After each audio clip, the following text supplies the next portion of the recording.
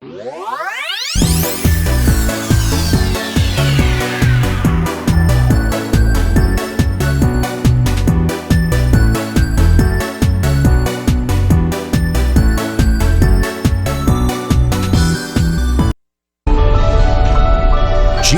Integrated News, ang news authority ng Filipino.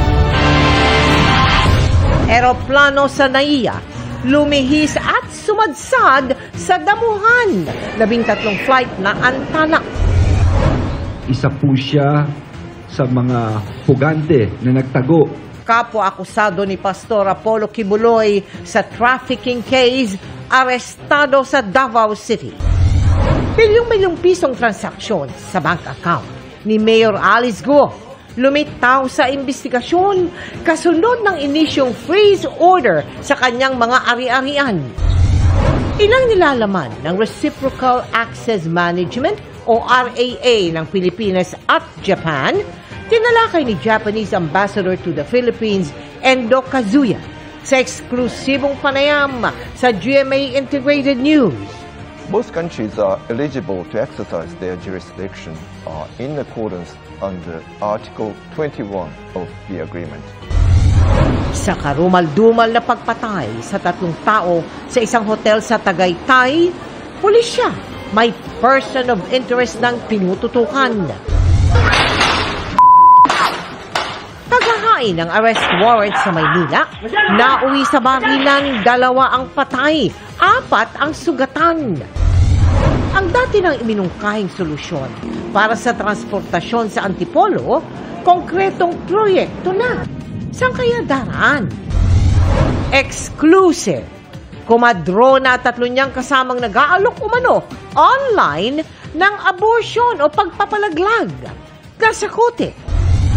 Driver ng pick-up na nakasagi at namaril umano sa mga sakay na nakaalitang kotse sa Quezon City, hawak na ng pulisya. At pulang araw star, Dennis Trillo, nagsalita na matapos ma-hack ang kanyang TikTok account. Sa 20 years sa industriya na to, wala po akong naging kaaway, wala akong naging pinagsalitaan ng masama. Live mula sa GMA Network Center, 20 taon nang nakatutok. 24 oras. Magandang gabi po, Luzon, Visayas at Mindanao. Sa enkwentro nauwi ang paghahain ng arrest warrant sa isang umano'y murder suspect sa Tondo sa Maynila. Ang barilan umalingaw-ngaw sa komunidad at nahulikan pa. Patay ang aarestuhin at isa pang lalaki habang sugatan ang 4 na pulis. Magkakasunod na putok ng baril ang gumambala sa mga residente ng Balot sa Tondo, Maynila kagabi. Napaengkwentro pala ang mga tauhan ng Manila Police District na magsisilbi lang sana ng warrant of arrest laban sa target na si alias RJ para sa kasong murder. Nilak nila yung pinto, no? Kaya nagkaroon ng pagkakataon na umakyat sa second floor, tumalon sa bintana at lumipat sa isang bahay.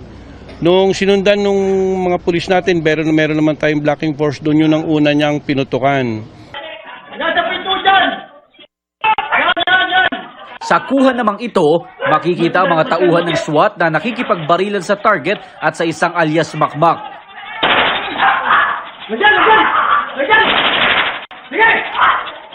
Itong suspect natin ay naghagis pa ng granada. Nagkataon lang na hindi pumutok sa personnel natin. Kalaunan, napatay na mga operatiba ang 2, pero 4 sa mga pulis ang nasugatan. 3 sa kanila ay tinamaan sa ibabang bahagi ng katawan. Kabilang narito sina Police Major Emark Dave Apostol, Police Corporal Kit Valdez at Police Corporal Emil Omolon. May sugat naman sa kamay ang OIC ng District Intelligence Division at namuno sa operasyon na si Police Lieutenant Colonel John Giagi. Kanina nung during the gunfight, nung bumabaril siya, kahit saan niya itama yung yung sharp nail tumama sa kamay ko. Hinuli naman ng pulisya ang babaeng ito na sinasabing kasintahan ng target. Nakatakda siyang sampahan ng reklamong obstruction of justice matapos niya raw ilak ang pinto ng kanilang bahay kung saan naganap ang operasyon. Pero ayon sa babae, 2 linggo pa lamang sila ng kanyang nobyo at hindi niya alam na may kaso ito. Napagalaman naman ng pulisya na sangkot ang mga napatay sa iba't ibang iligal na aktibidad sa lungsod.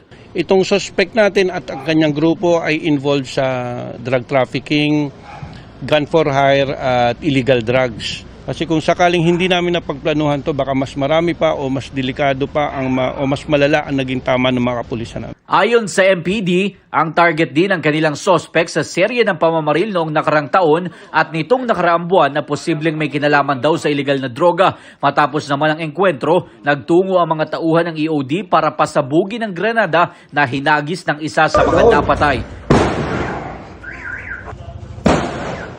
Pagkatapos ay muling sinuyod ng mga tauhan ng SWAT ang lugar para masiguro na wala ng mga kasabwat ang nakapagtago. Sa ngayon ay patuloy daw na hinahanap ng MPD ang 3 pang kagrupo na mga napatay sa operasyon. Para sa GMA Integrated News, Jomer Apresto, nakatutok 24 oras. Ginilitan ang Australianong natagpo ang patay sa isang hotel sa Tagaytay habang kinapos sa hininga ang 2 kapwa biktima. Batay po yan sa autopsy report. Hawak na ng pulisya ang CCTV kung saan nahuli cam ang pagpasok ng isang lalaki sa kanilang hotel room. At nakatutok doon live si June Veneracion. June. Vicky, nakatutok ngayon ang PNP sa isang person of interest na nakuna ng CCTV na naglamas-masok sa hotel room ng biktimang Australiano at ang kanyang partner at isa pa nilang kasama. Lumabas naman sa autopsy, Vicky, na karumal-dumal ang ginawang pagpatay sa kanila.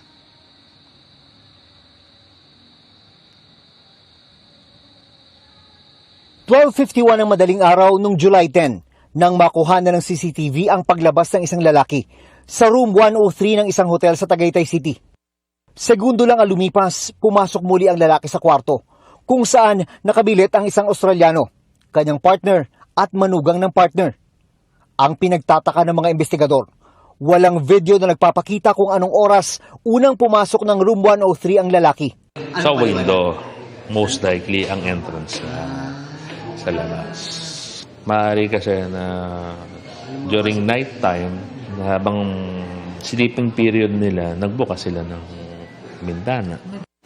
Wala nang kuha ng CCTV, pero tuluyan na lumabas ang lalaki ng kwarto, 5:46 ng madaling araw. 1:35 ng hapon, nang i-report ng hotel staff sa pulisya ang pagkakatagpo sa Australiano at magmanugang na Pinoy sa kwarto na patay na.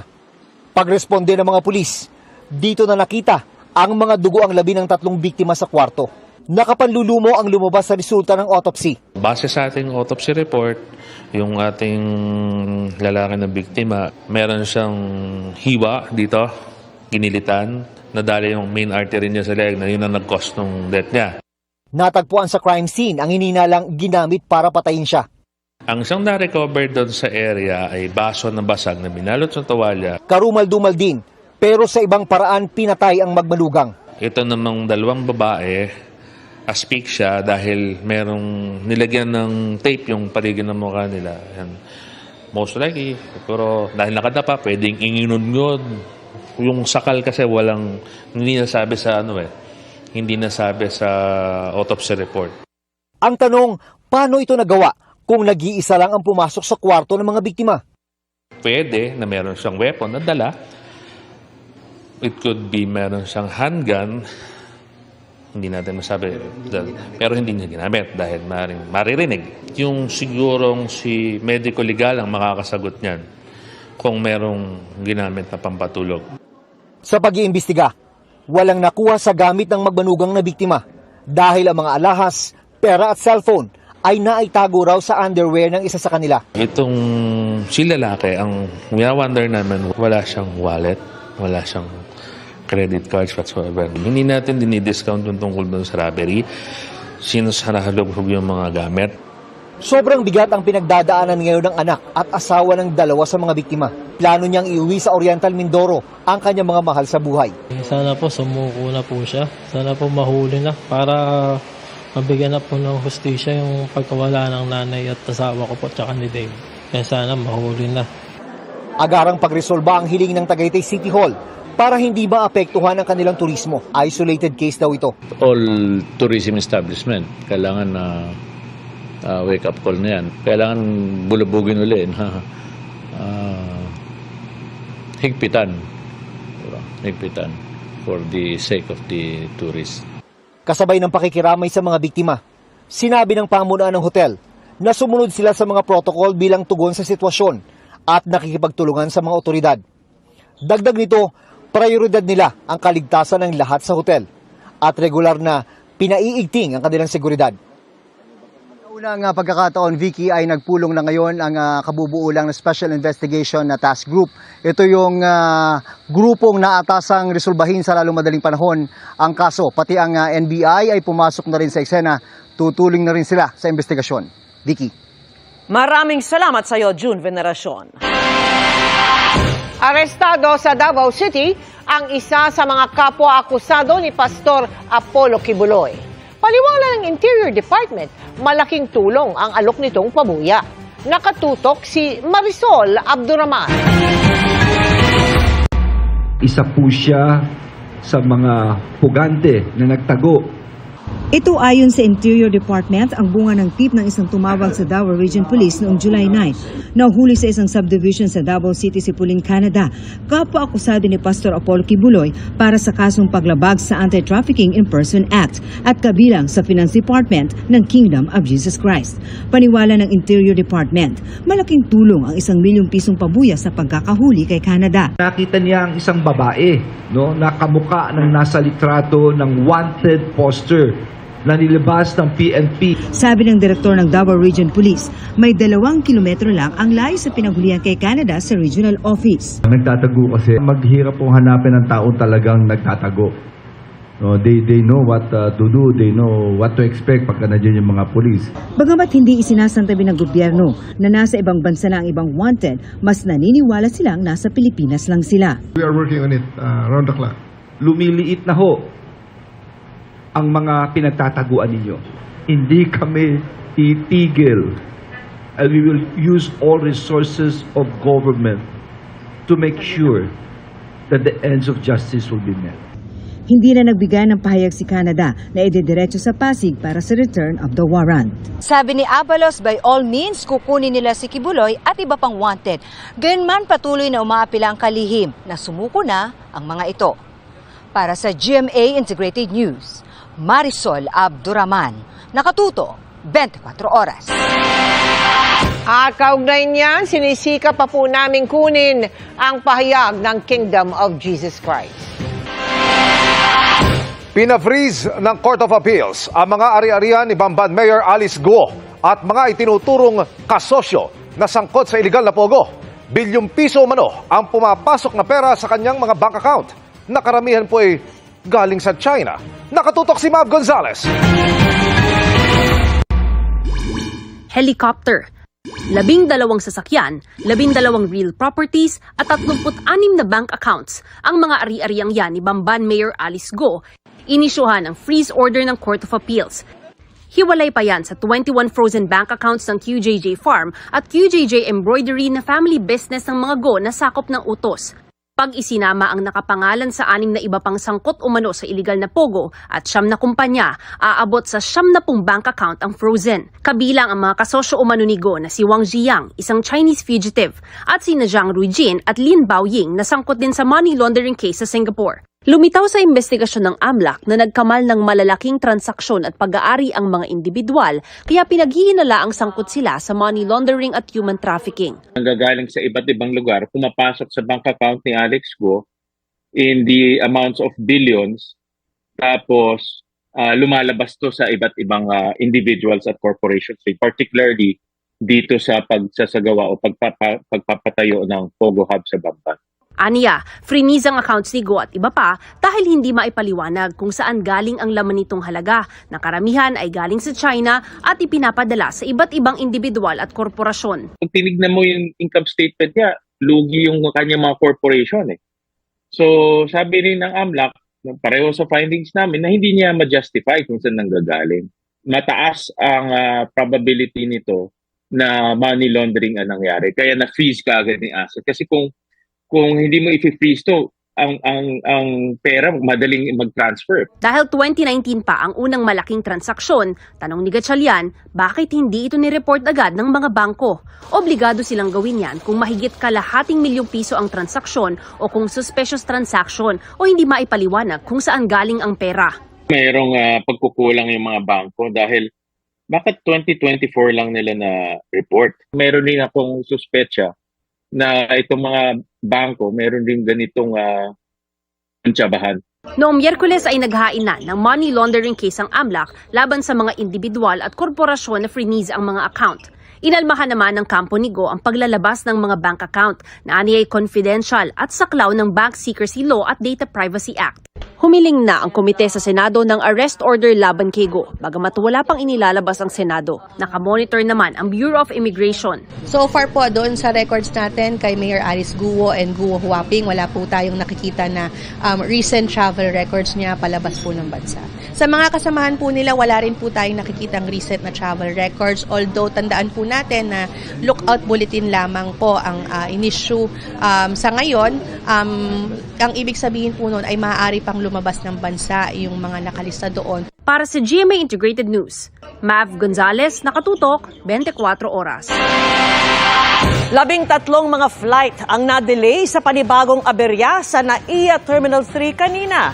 Lumampas kasi sa rampa at sumadsad sa damuhan ang isang eroplano. Ang latest doon, tinututukan live ni Mark Salazar. Mark! Vicky, ang update ay normal na ang daloy ng mga pasahero na palipad at palapag dito sa NAIA Terminal 3. Ito yung terminal kasi na apektado nung binabanggit mo, Vicky, na 13 delayed flights dahil nga dun sa pagsadsad ng isang eroplano ng Cebu Pacific sa damuhan.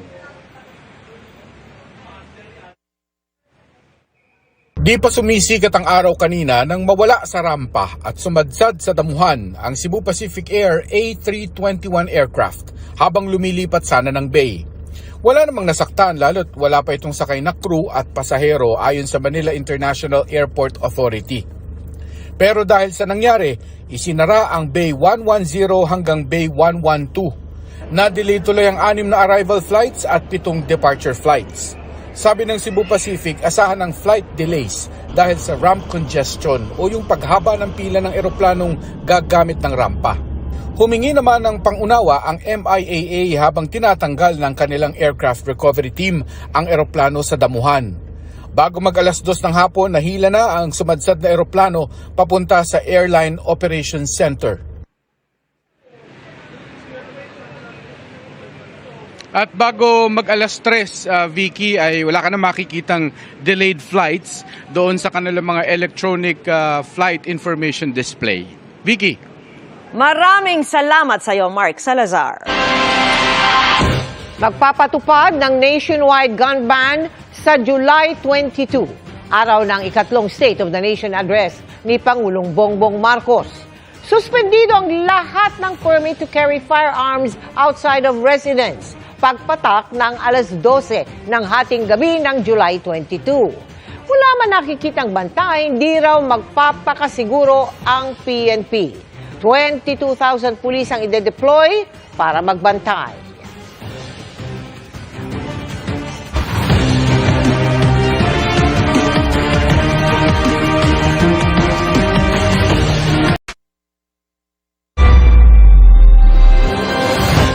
Nakaburol na ang 11 magkakaanak na nasawi sa salpukan ng pickup at bus sa Cagayan. Lumalabas na overloaded ang pickup habang iniimbestigahan naman ang kuha ng CCTV sa insidente.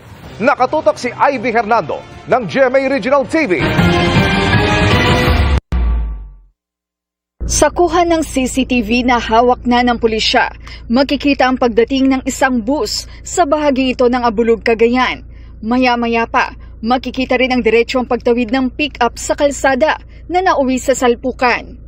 Sa ibang anggulo ng CCTV, kita ang ilang biktimang tumilapon matapos tumama sa talipapa ang pick-up. Ayon sa PNP, posibleng hindi namalaya ng driver ng pick-up na nasa intersection na sila ng National Highway. Kung nasa highway ka, dapat intersection yun, kailangan magpreno ka. Ang 11 magkakaanak na nasawi, magkakatabing nakaburol sa bayan ng Alakapan. Masakit lalo't galing din sila sa lamay na mangyari ang insidente. May libing dalang nga nasaya at ma'am, tapos anda kaming tunga baybayan nga nabati nga pamilyada. Nagsakit para kanyami, tinawalan di kastoy nga pamilya. Sa gitna ng pagluluksa, desidido ang pamilya sa paghanap ng hustisya. Tutuloy namin, ma'am, para matulungan naman kami, lalo na sa mga kabaong nila. Wala pang mga yan, ma'am. Kaya't ko lang nga tulungan da kami. Hindi nakakwa kanyada. Hawa matipagpabasulan mi kanyada, ma'am, yung kayat ko lang tulungan da kami hanggang may libing da. Wala pang pahayag ang driver ng bus na nagpapagaling sa ospital. Pero ayon sa kumpanya ng bus, handa itong magpaabot ng tulong sa mga naulila. Mag-aabot din ng tulong ang munisipyo ng Alakapan. Lumapit na rin ang PNP sa DPWH, LTO at HPG kaugnay sa paglalagay ng traffic signages sa lugar. Mula sa GMA Regional TV at GMA Integrated News, Ivy Hernando, Nakatutok, 24 Oras. Ipinasilip ni Japanese Ambassador Endo Kazuya sa aking eksklusibong panayam ang ilang nilalaman ng Reciprocal Access Agreement o RAA, ang mala VFA na kasunduang magbibigay daan sa pagpasok ng mga sundalong Hapon sa bansa. Iginit din niya na gaya po ng Pilipinas, patuloy na poprotektahan ng Japan ang teritoryo nito. Narito po ang aking eksklusibong pagtutok. Nitong Lunes lang nang pirmahan ng Pilipinas at Japan ang Reciprocal Access Agreement o RAA. Ito yung kasunduang magbibigay daan sa pagpasok ng mga sundalong Hapon sa Pilipinas na halos katulad sa VFA ng Pilipinas at Amerika. Pinaplansya pa ang kabuang detalye ng kasunduang ito, pero sa aking eksklusibong panayam kay Japanese Ambassador to the Philippines Endo Kazuya, nagbigay siya ng pasilip sa ilang nilalaman ng kasunduan. Pagtitiyak ni Ambassador Endo, magkakaroon ng pagtutulungan ang Pilipinas at Japan sa paghahabol sa mga Japanese serviceman na lumabag sa batas. The RAA is said to be the equivalent of the VFA, which the Philippines has with the United States. But one of the more controversial provisions of the VFA is the matter of custody of foreign soldiers who commit wrongdoing. Now, I'd like to know, how does the RAA treat cases like these? Under RAA, the authorities of Japan and the Philippines shall assist each other in the arrest of members of the forces, visiting forces, in the receiving states, and in handing them over to the authority, which is to exercise jurisdiction. Also, both countries shall assist each other in the carrying out of all necessary procedures, investigations into offenses allegedly committed by a member of the visiting force. Both countries are eligible to exercise their jurisdiction in accordance under Article 21 of the agreement. Sabi ni Endo, may mekanismo raw para matukoy kung kanino ang jurisdiksyon ng Japanese servicemen. Very simply, the sending state holds the primary jurisdiction over offenses and arising out of any act or commission done in the performance of official duties. The receiving state can exercise a primary jurisdiction over offenses which are not related to official duties. Umaasa si Endo na sa pamamagitan ng RAA, lalo pang mapapalakas ang pagtutulungan ng Pilipinas at Japan. Can you tell us how soon we can start seeing some activity as far as the RAA is concerned? It depends on the approval process of our respective Congress and Diet in the respective countries. But I hope that we can further promote the defense and security cooperations in the near future. Sa aking panayam, tinanong ko si Endo tungkol sa pagsabi ng China na hindi dapat nakikialam ang Japan sa usapin ng Pilipinas at China kaugnay sa West Philippine Sea. Yan ay matapos kundinahin ng Japan ang agresibong aksyon ng China Coast Guard sa Philippine Navy kung saan isang sundalong Pilipino ang naputulan ng daliri. China issued a statement saying that Japan has no right to meddle in maritime issues between the Philippines and China. What's your government's reaction to this? Japan believes that the issue concerning the South China Sea is directly related to the peace and stability in the region and is a legitimate concern to all the parties of the international community. And thus, Japan opposes any unilateral attempts to change the status quo by force or by coercive actions, as well as any actions that will increase the tensions in the region. This is why Japan reiterated serious concerns over repeated actions which obstruct freedom of navigation and increase regional tensions, including recent dangerous actions in Ayungin Shoal that resulted in damages to the Filipino vessel and injuries to the Filipinos on board. I'd like to know, what does Japan have to gain from making a stand as far as this issue is concerned? For us, upholding the rules-based maritime order in this region particularly is in the interest of Japan. And it is very much important for us to support the country that is respecting the rules of law in the maritime sphere. I'd like to know, Mr. Ambassador, what can the Philippines learn from Japan as far as dealing with the situation is concerned? I think we are facing very similar challenges in the maritime sphere, East China Sea, South China Sea, but at the same time, the situation in Japan and in the Philippines are not exactly identical, of course. Japan and China has established some frameworks, like including fishery treaties or the rescue agreements between the two countries. So that might be something that we can work together.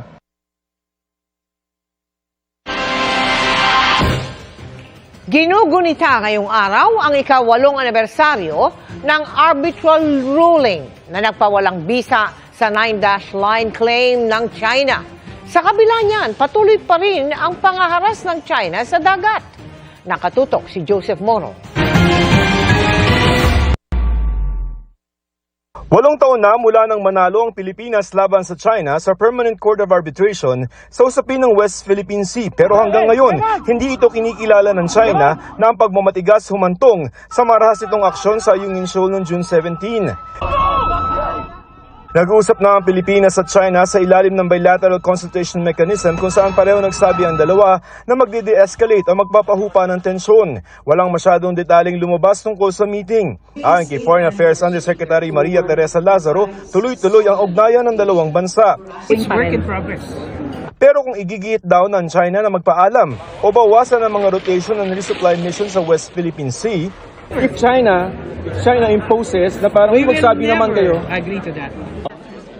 Dagdag ni National Security Advisor Secretary Eduardo Año, hindi ititigil ang mga rotation at resupply o RORE mission. We don't want war.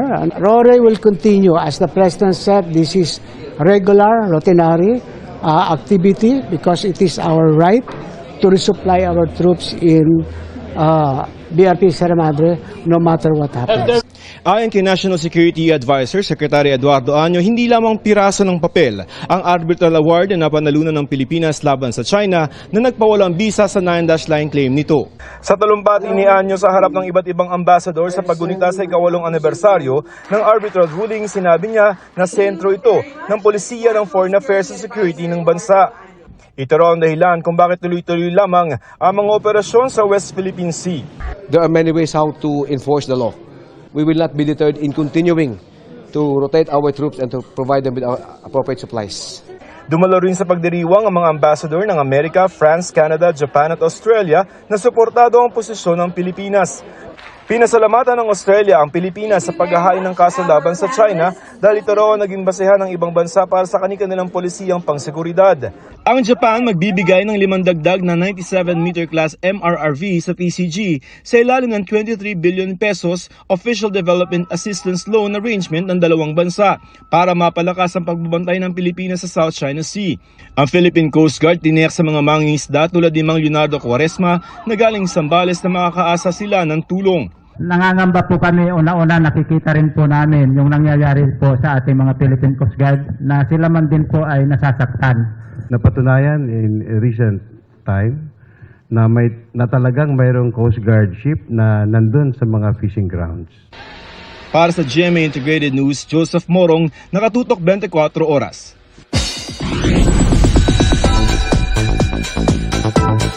Good evening mga kapuso! The countdown continues sa inabangang gathering ng brightest kapuso and sparkle stars, ang GMA Gala 2024. Ang iba, may kwento na tungkol sa makakasama sa pagrampa sa red carpet. Makichika kay Nelson Calas.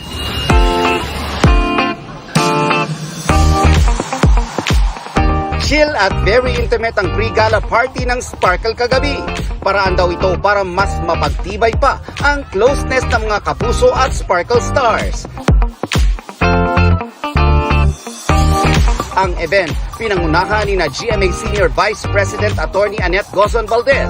Alam mo Nelson, kasi sobrang daming excited talaga na artists natin sa Sparkle and syempre pati yung organizers were very excited. So parang this is like a more intimate gathering to talk about all our preparations, you know, yung what to expect, ano yung mga gusto nilang mangyari sa gala. So it's just like sort of a pre-bonding experience. Sa pre-gala dinner kagabi, halatang excited ang mga artista na makipagtsikahan sa kanilang mga kaibigan na hindi nila madalas nakikita because of work. Pag nagsasama-sama ba kayo sa mga ganito, ano mga pinag-uusapan nyo? Work. Kamustahan kung kamusta. Talaga, we really catch up. I'm a big fan of Encantadia to be surrounded, of course, by these three. It's such an honor. Chismis? Ano nga ba? Kami ni Khalil, pares kami mahilig sa film. 8 days to go bago ang gala night. Ang ladies, ready na raw para mag-shine sa red carpet. Ang mga boys naman, full support naman daw. Sabi ko, kung ano yung gusto niya for her, kung ano yung makakapag-shine para sa kanya, susunod na lang ako dun. It's a great night to look beautiful with one another, to really dress up. Sa akin naman, simple lang. Bodyguard lang ako, bodyguard. Tsaka nagabuhat ng damit pag nadudumihan. Pero ang ilang kapuso women, solo flight daw muna sa red carpet. Next time na yon, pag may time na tayo for that. By choice, tsaka ang sarap din ng feeling, syempre. Feeling ko parang hindi mo naman kailangan ng partner. Si Kailin Alcantara, date kaya si Kobe Paras na nababalita recently na dinedate niya? Who's gonna be my date? Me, myself, and I. It's my first time walking alone. I cannot wait. It's such a big thing for me. Nelson Canlas, updated sa Showbiz Happenings.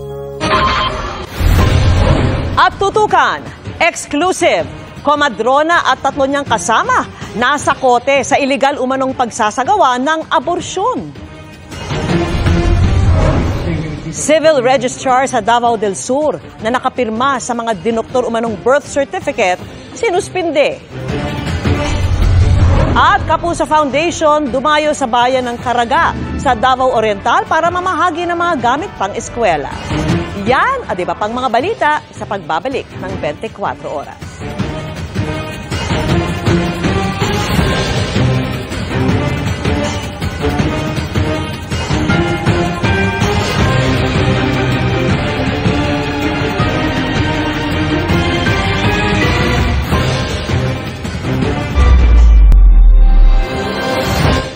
Nasa kote ang isang komadrona at 3 niyang kasama na iligal umanong nagsasagawa ng abortion na inaalok nila online.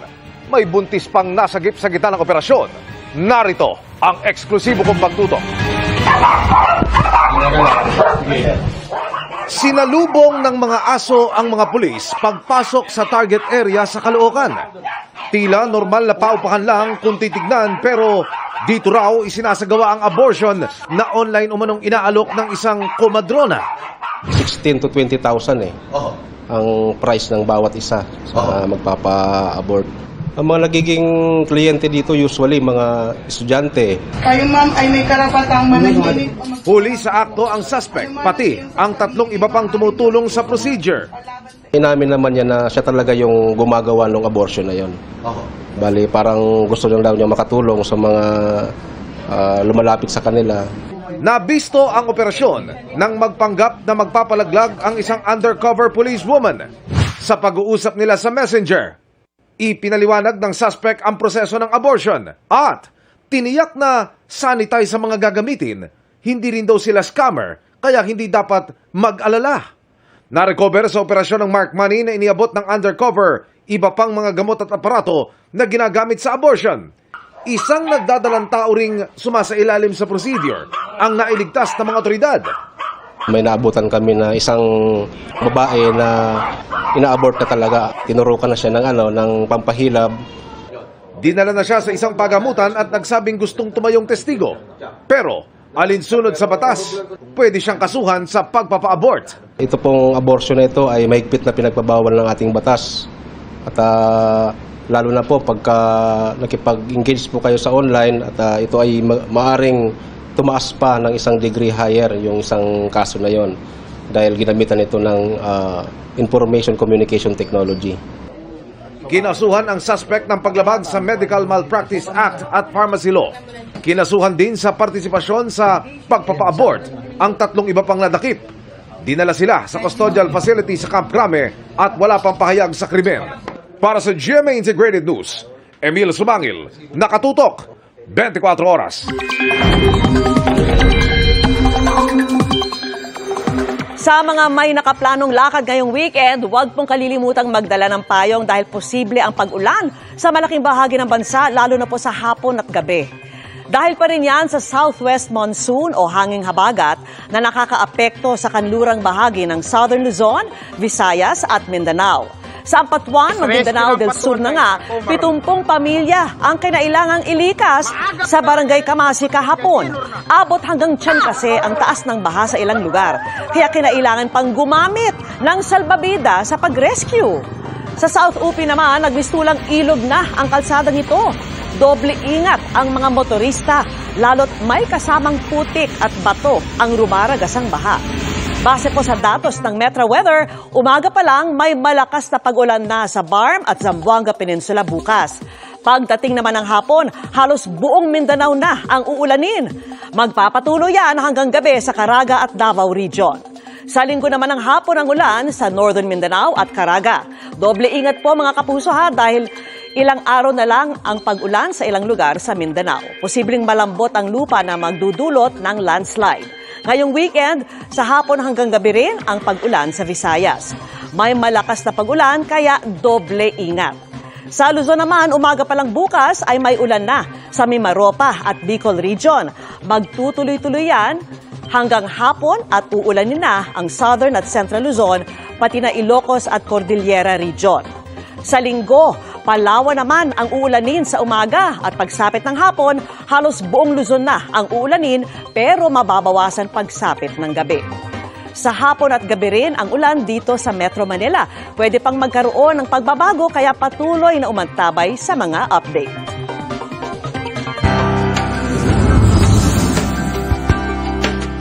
Bawat umaga ay pagkakataon para sa mga kabataan na pagyamanin ang kanilang kakayahan para sa kanilang pangarap. Pero kailangan nila ng alalay. Kaya may mga estudyante tayong inabutan ng school supplies sa Caraga sa pagpapatuloy ng unang hakbang sa Kinabukasan Project ng GMA Kapuso Foundation sa Davao Oriental. Tinaguri ang Sunrise Capital of the Philippines ang bayan ng Caraga sa Davao Oriental. Dahil nasa pinakasilangang bahagi ito ng bansa. Dito unang nasisilayan ang pagsikat ng araw na sumisimbolo rin ng panibagong pag-asa para sa maglolang Melinda at Gio. Hirap man sa buhay, sinisikap ni Melinda na makapag-aral ng kanyang apo. Siya rin kasi ang nag-aalaga kay Gio habang nagtatrabaho ang mga magulang nito sa Davao City. Problema ako, ma'am, kay wapay kwarta. Yung tawag ako sa kanan ama, wapay sweldo. Nya, kung maabot na yung klase, di ako makapalit. Problema gyud ako, ma'am. Tuwing bumibili sa tindahan, itinatabi ni Melinda ang suko na pinaglalagyan ng kanyang napamili. Ito na rin kasi ang nagsisilbing bag ni Gio sa eskwela. Merong supot ng galing sa convenience store, meron doon pong sa bigas, pinaglagyan ng bigas. Doon nakasilid yung mga papel, lapis, at saka yung mga notebooks. Pangarap ko po magkaroon ng bago na bag. Ang hiling ni Gio, isinakatuparan ng unang hakbang sa kinabukasan project ng GMA Kapuso Foundation. Kabilang siya sa 2,400 estudyanteng nakatanggap ng bagong bag at kumpletong school supplies sa Davao Oriental. I'm really happy na may mga tao pa rin katulad ninyo. Napakalayo ng Davao Oriental. You were able to reach the place. Naway ang mga gamit na ito ay makatulong sa paglalakbay ng mga bata tungo sa kanilang mga pangarap. Sa mga nais makiisa sa aming mga projects, maaari po kayong magdeposito sa aming mga bank account o magpadala sa Cebuana Loelier. Pwede ring online via GCash, Shopee at Lazada.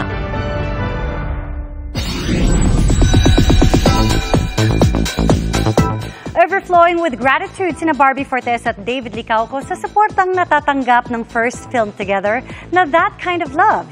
At bilang pa-thank you, bibisitahin ng Team Barda ang ilang sinehan this weekend. Makichika kay Lars Santiago.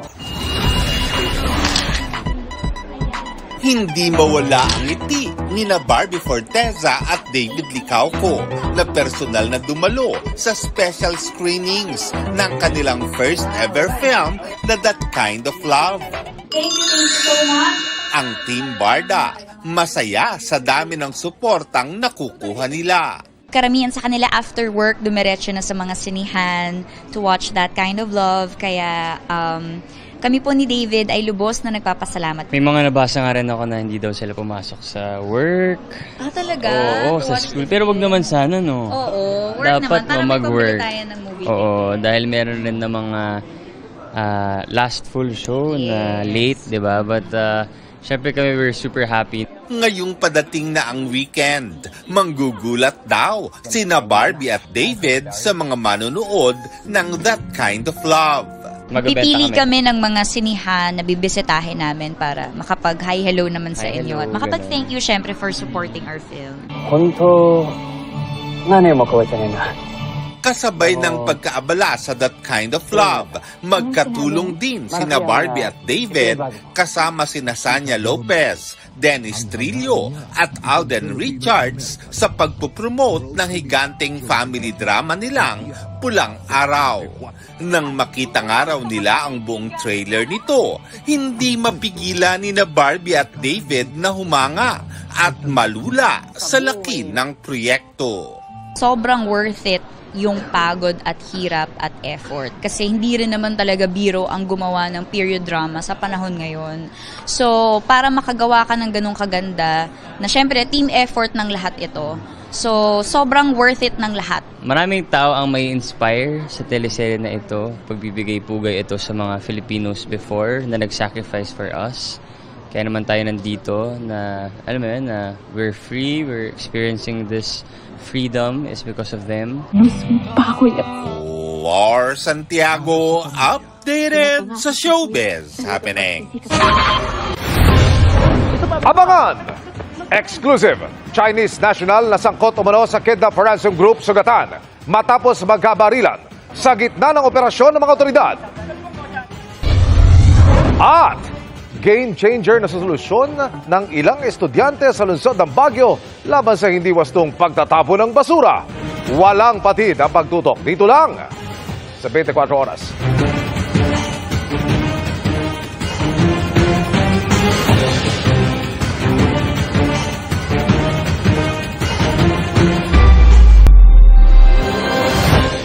Arestado ang 4 na Chinese national na sangkot umano sa kidnap for ransom sa Angeles, Pampanga. Isa sa kanila ang sugatan matapos makipaghabulan sa mga otoridad. At nakatutok si John Consulta, exclusive. Armado ng mission order, pinasok ng Bureau of Immigration Fugitive Search Unit ang isang exclusive subdivision sa Angeles, Pampanga. Maya-maya lang, biglang nagkabarilan. Nung approaching kami sa area ay namataan kami nung isa sa mga subjects, kaya agad na siyang nagtago at nung napag-alaman namin na tumalon sa likod ng bahay, kaya doon na nagkaroon ng habulan. So after ng ilang blocks na habulan, na corner namin siya sa isang kanto nitong subdivision na to, at bago pa kami dumating doon upang siya ay hulihin ay nagbaril siya sa kanyang sarili. Sabi ng BI, sangkot umano sa kidnap for ransom group ang sugatan na Chino. Ito nga isa sa mga kwartong pinasok ng BI Fugitive Search Unit at Angeles Police. Kikita natin sa bahaging ito, nandito pa yung kanilang mga baril at itong posas. Sa upuan ito, makikita naman natin ang mga ginagamit sa pang-torture sa kanilang mga biktima. Merong tie wrap, may batuta, meron pang wig, meron din mga kutsilyo. Sa lamesang ito naman, meron pa ring baril at mga drug paraphernalia na umano'y ginagamit ng mga membro ng Kidnap for Ransom Group na nagtatago dito sa bahaging ito ng Angeles, Pampanga. Isa pa! Nagparin! Arestado ang 3 Chinese na sinasabing kasamahan ng nasugatang Chino. Nahuli sila sa follow-up operation matapos madakip ang babaeng boss ng kanilang Kidnap for Ransom Group. Very alarming tong grupo na to kasi involved sila doon sa mga recent na kidnappings at pagpatay dahil sinasabi nga na kahit nagbayad na ng ransom ay pinapatay pa rin nila yung kanilang mga victims. Nag-iimbestiga na ang Bureau of Immigration para matukoy ang iba pang kasama at mga naging biktima ng grupo. Para sa GMA Integrated News, John Consulta, nakatutok, 24 oras. Nahuli na ang 2 suspect sa pagnanakaw sa isang obra ng national artist na si Fernando Amorsolo. Matapos ipasuri sa pambansang museo, kumpirmadong ito ang nawawalang painting. Nakatutok si Mariz Umali. Halos sumabog ang cyberspace sa reaksyon ng mga netizen nang mabalita ang nawawala ang 88-year-old painting na Mango Harvesters ng pambansang alagad ng sining na si Fernando Amorsolo. Ipinenta ito noong 1936 at pagmamay-ari na ngayon ng namayapang si Ramon Hofileña. Nadiskubring nawawala ang obra nitong July 3 na ninakaw mula sa Hofileña Museum sa Silay City sa Negros Occidental base sa kuha ng CCTV. Matapos ang mahigit 1 linggo, na-recover ito ng mga operatiba ng NBI at inaresto ang 2 suspect. Kanina, dinalang naturang painting sa National Museum of Fine Arts para ipa-authenticate kung ito nga ang nawawalang obra ni Amorsolo. Matapos sukatin at sipatin ang kulay, teknik sa pagpipinta, pati ang pirma ni Amorsolo at taong nilikha ito. It's really in the style and appearance, so there's really no problem at all. I'm very comfortable with telling you and everyone that this is the missing painting. Laking tuwa at nagpapasalamat ang National Museum na nabawi na ito mula sa mga masasamang loob. Binigyan na rin ng National Museum ng certification ng NBI na nagpapatunay na ito ang nawawalang obra ni Amorsolo na may estimated value na 8 to 12 million pesos. Every theft of an artwork, lalo na from a museum or from a public place, it's really the loss of our heritage. So it's a loss for all of us, lalo na itong mga art historically significant pieces like the work of our first national artist, si Amorsolo. Ang painting nakatakdang isauli sa may-ari. Dinala naman na ang 2 suspects sa Bureau of Corrections at in-inquest. Hindi raw ito ang unang pagkakataong may ninakaw na napakahalagang obra na muling natagpuan. Pero dahil sa pangyayari raw na ito, nalalagay sa spotlight ang problema ng art theft sa bansa na importanteng matugunan dahil sa dami raw nito. Wala raw record ang National Museum kung ilan na ang mga nawawala, pero masasabi raw ni Director Barnes na marami na ito.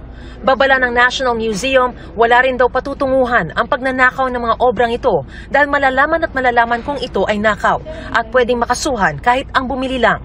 Payo ni Director Barnes, mag-set up ng CCTV at kunan ng lahat ng mga obra para madaling matukoy pag may ninakaw. Para sa GMA Integrated News, Mariz Umali, nakatutok, 24 oras.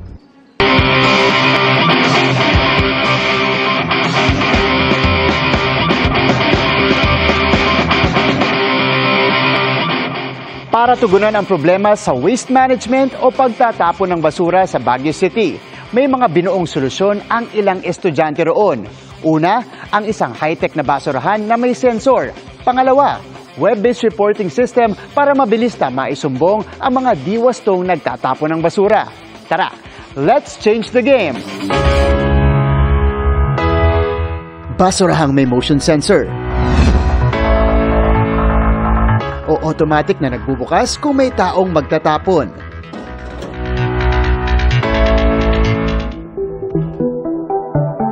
Solar power din na kayang i-monitor kung puno na ang basurahan for timely waste collection. Ito ang Smart Garbage Bin Baraki.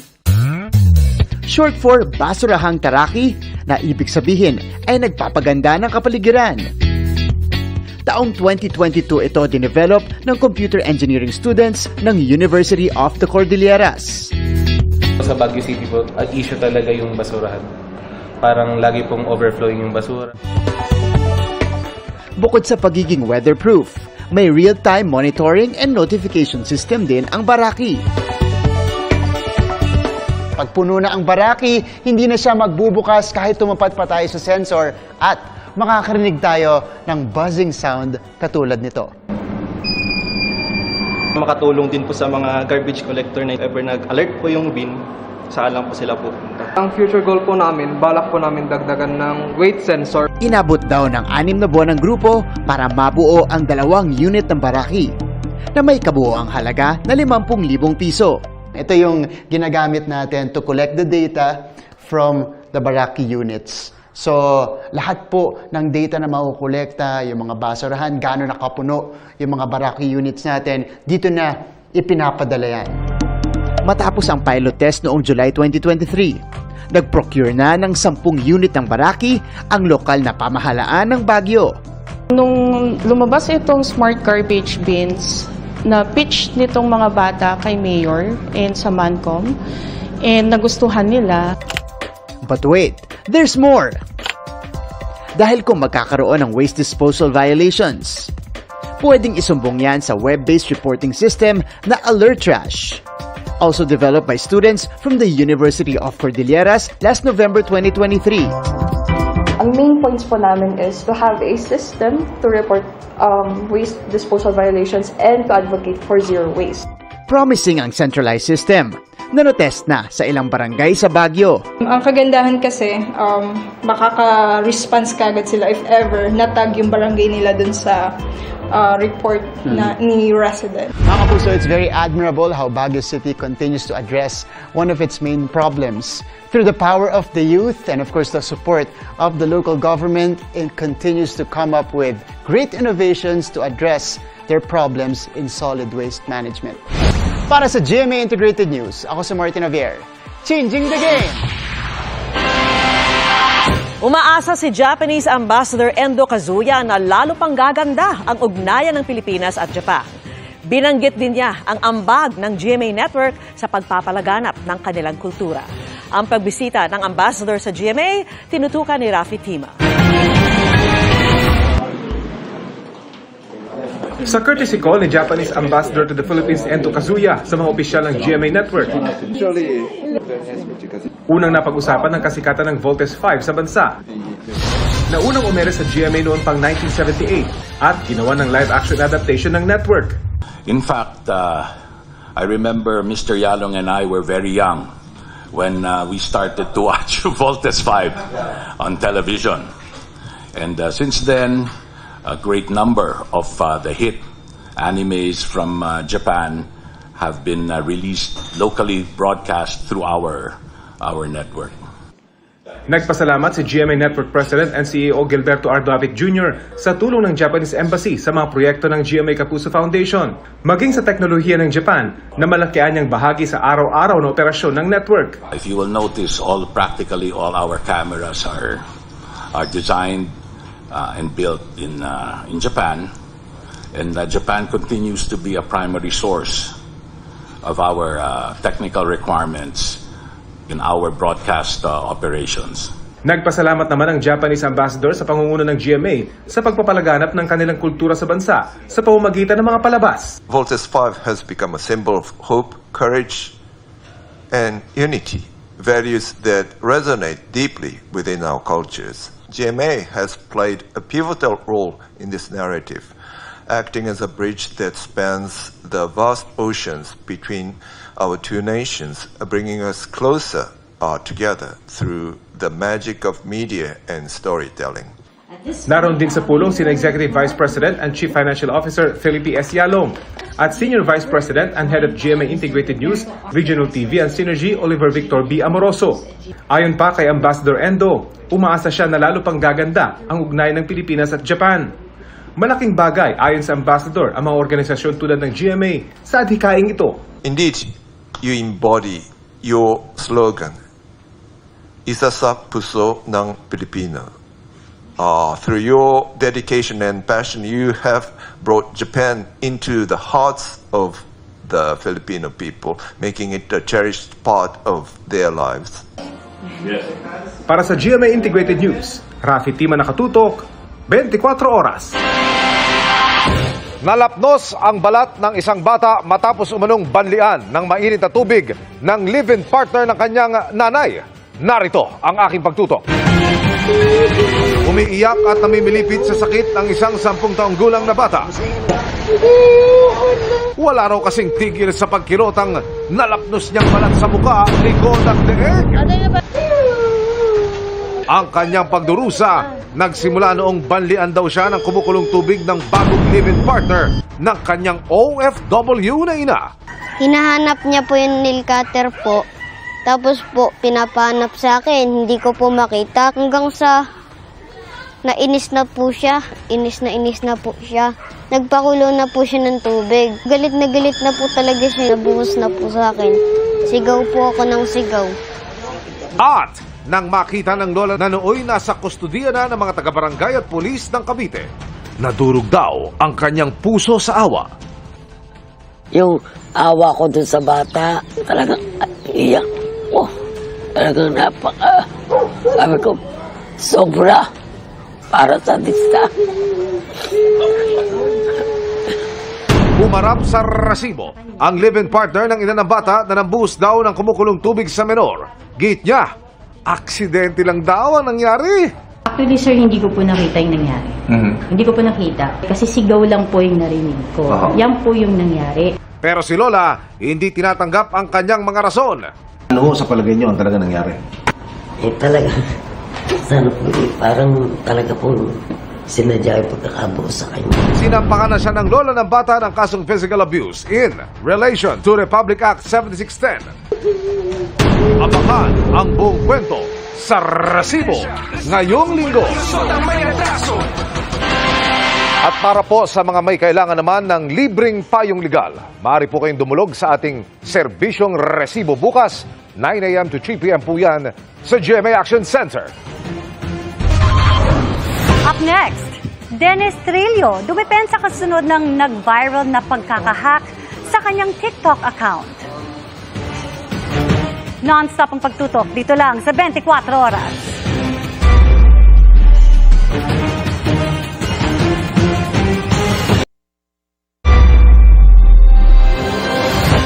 Walang nakakakilala sa ilang Chinong nabigyan umano ng peking birth certificates sa Davao del Sur nang puntahan ng GMA Regional TV sa sinasabing address nila.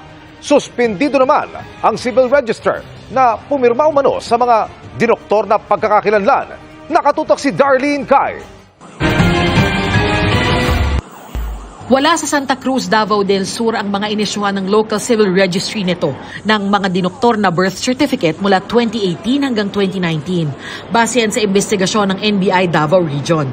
Lumabas ding gawa-gawang pangalang Tunog Pilipino ang ipinagamit sa 200 dayuhan na karamihan ay Chinese nationals. Inaisa-isa natin. Sobrang hirap po kasi ang mga nakalagay dito Filipino name, ang mga may-ari Chinese. Mahirap patunton, mostly in Luzon, not here in Davao. Ang mga kumuha ng dinoktor na birth certificate, iniuugnay sa mga nauna ng nahuling nagtatrabaho sa mga illegal na Pogo Hub.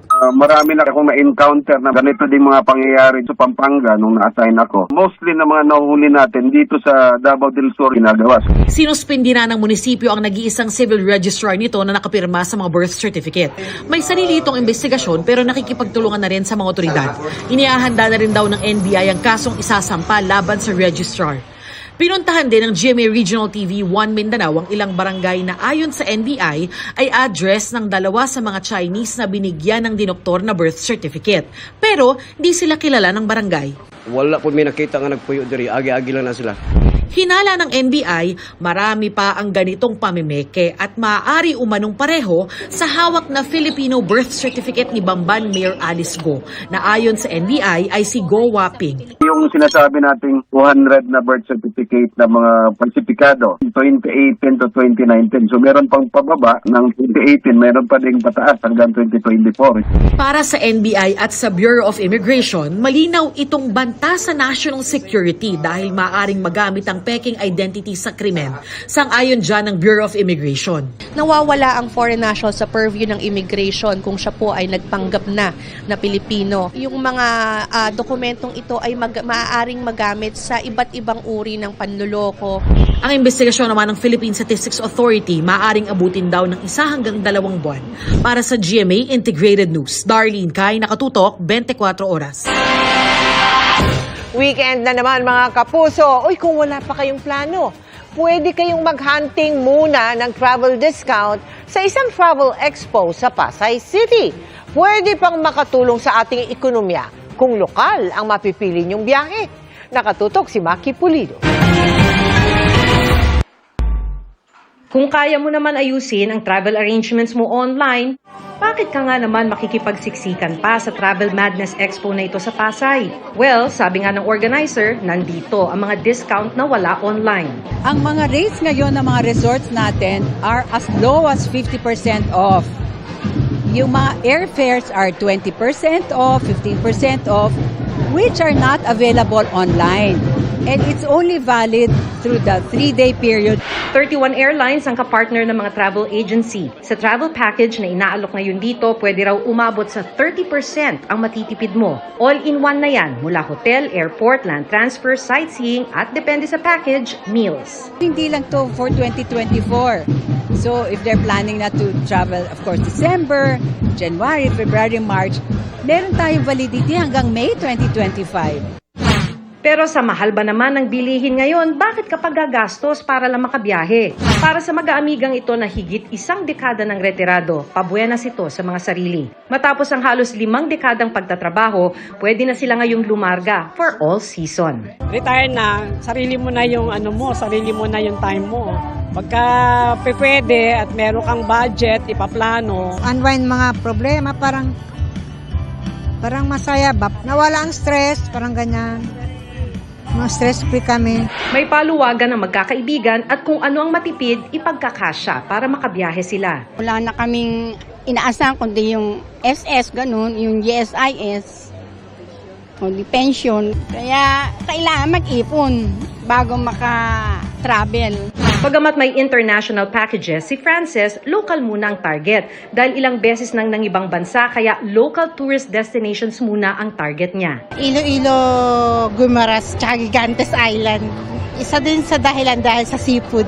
Sabi ng Department of Tourism, mag-e-enjoy ka na, tumutulong ka pa sa ekonomiya ng bansa. The 6.21 million Filipinos employed in Philippine tourism is already very close, not even to our projections this year, but to our 2028 projections of employing 6.4 million Filipinos in tourism. 96.6 billion pesos daw ang combined government spending para sa turismo nitong 2023, pinakamataas kumpara sa mga nakaraang taon. Pero ligtas ka ba kung magtuturista ka sa Pinas? Over 7,800 na po yung na-train na mga tourist police, and kasali na din po dyan yung mga police auxiliary forces in local government units. Kung may problema, pwede na raw tawagan ng Hotline 151 ng Tourist Assistance Center. Para sa GMA Integrated News, Maki Pulido, nakatutok 24 oras.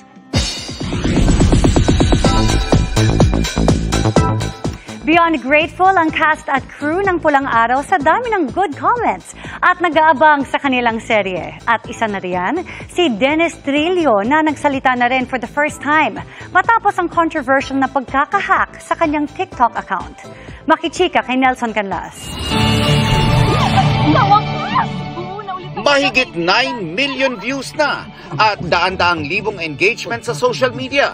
Di na makapaghintay ang mga kapuso sa pag-ere ng inaabangang family drama series ng taon, Ang Pulang Araw. Binisita namin sa set ang pangunahing cast ng serye. Malaki ang kanilang pasasalamat sa tindi ng anticipation ng viewers sa serye. Wow. Sobrang thank you po. Maraming salamat po mga kapuso and sa mga nakapanood po ng trailer and yung mga materials po na pinakita namin for Pulang Araw. We're very proud and happy and hindi nyo po alam kung anong ligaya yung nabigay nyo sa amin. Grabe, sobrang overwhelming. Somehow sulit ba yung mga ipinuhunan mong paghihirap dito sa serye na to? Oo, obviously, hindi ba? At sobrang nakagana siya talaga na magtrabaho ng mas maganda at mas maayos.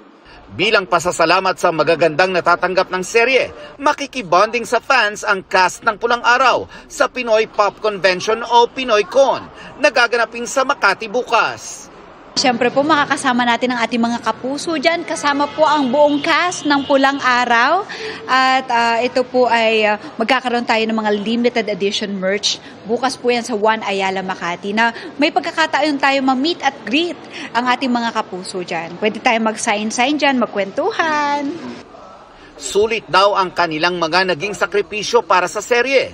Si Dennis Trillo na gumaganap sa papel ng mabagsik na opisyal ng Japanese Army na si Colonel Saito Yuta.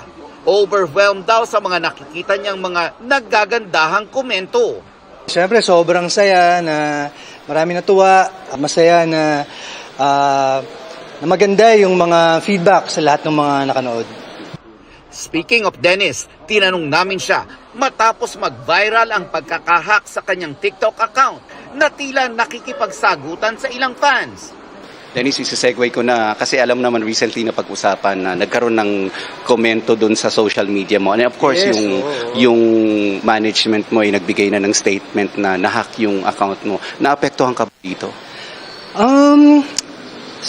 Ayoko magpa-apekto dahil hindi naman totoo yung mga naririnig ko, mga nabasa kong mga comments dahil syempre nahack nga yung account ko at ako ay sa 20 years sabay tayo dito sa industriya na to. Wala po akong naging kaaway, wala akong naging pinagsalitaan ng masama. Wala po akong anything against ABS-CBN. Mataas po ang respeto ko sa kanila. Doon po ako nanggaling, doon tayo nanggaling pareho. At syempre yung respeto, importante sa akin yan. Kaya pinahalagaan ko yan. Ako po ay hindi sasagot ng mga ganong klaseng comments sa isang simpleng tanong. Kaya kong sagutin yan with full respect pero hindi sa ganong manner. Nelson Canlas, updated sa Showbiz Happenings. Nagsagawa po ng Senatorial Preferences Survey ang Pulse Asia para sa eleksyon 2025. Nagpakita sila sa respondents ng listahan ng pangalan ng mga personalidad at tinanong kung sino sa mga ito ang iboboto nila bilang senador kung gagawin nga ngayon ang eleksyon. Nasa top 12 sina Congressman Erwin Tulfo, dating Senate President Tito Soto, Senadora Pia Cayetano, mamamahayag na si Ben Tulfo, dating Pangulong Rodrigo Duterte, Senador Bongo, Senadora Amy Marcos, mga dating Senador Manny Pacquiao at Panfilo Lacson, dating Manila Mayor Isko Moreno, mga Senador Bato de la Rosa at Bong Revilla Jr. 68 personalidad ang nasa listahan. Kabilang dito ang ilang dati at kasalukuyang senador at kongresista. Meron ding mga dati at kasalukuyang miyembro ng gabinete, mga alkalde sa mga lokal na pamahalaan, meron ding mga artista at mga abogado. 2.6% ang sumagot na hindi nila alam. 2.1 ang hindi sumagot at 1.9 ang nagsabing wala. Big winner ang ilang kapuso stars sa inilabas na partial list ng 40th PMPC Star Awards for Movies. Kabilang dyan ang kapuso couple na sina Ding Dong Dantes at Marian Rivera na itinanghal na Takilya King and Queen para sa record-breaking movie nilang Rewind. Itinanghal naman na New Movie Actress of the Year si Isabel Ortega at Movie Child Performer of the Year si Yuan Micael para sa 2023 MMFF Best Picture na Firefly. Nakuha rin ni Neil Daza ng Team Firefly ang Movie Cinematographer of the Year. Nanalo namang New Movie Actor of the Year si Sparkle star Dustin Yu. Habang Movie Supporting Actress of the Year naman si Gladys Reyes. Itinanghal naman Movie Love Team of the Year sina Alden Richards at Julie Montez para sa pelikulang 5 Breakups and a Romance. I-reveal ang winners para sa major categories sa gabi ng parangal sa darating na July 21.